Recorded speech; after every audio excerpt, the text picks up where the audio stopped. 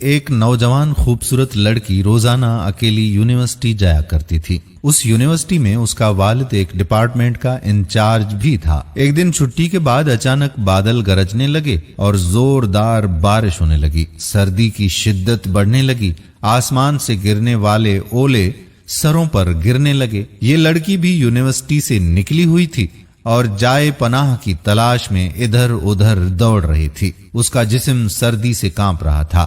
جب بارش تیز ہوئی تو ایک دروازہ کھٹکھٹایا۔ گھر میں موجود لڑکا باہر نکلا اور اسے اندر لے آیا۔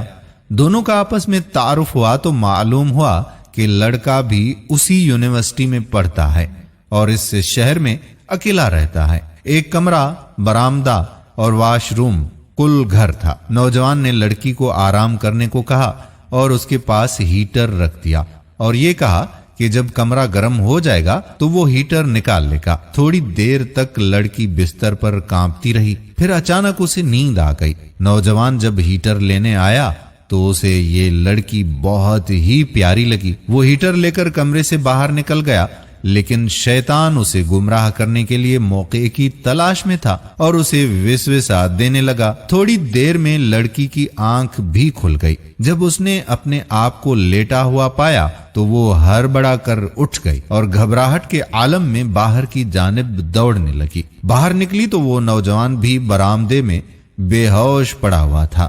گھبراہٹ کے عالم میں گھر کی طرف وہ لڑکی دوڑ پڑی اور پیچھے مڑ کر بھی نہ دیکھا، یہاں تک کہ اپنے باپ کی گود میں سر رکھ دیا، جو پوری رات شہر کے کونے کونے میں اسے تلاش کرتا تھا۔ لڑکی نے اپنے والد کو تمام داستان سنائی اور قسم کھا کر کہا کہ میں نہیں جانتی کہ جس وقت میری آنکھ لگی تو کیا ہوا میرے ساتھ اور اس نے کیا کیا، کچھ پتہ نہیں۔ اس کا باپ انتہائی غصے کی حالت میں اٹھا اور یونیورسٹی پہنچ گیا۔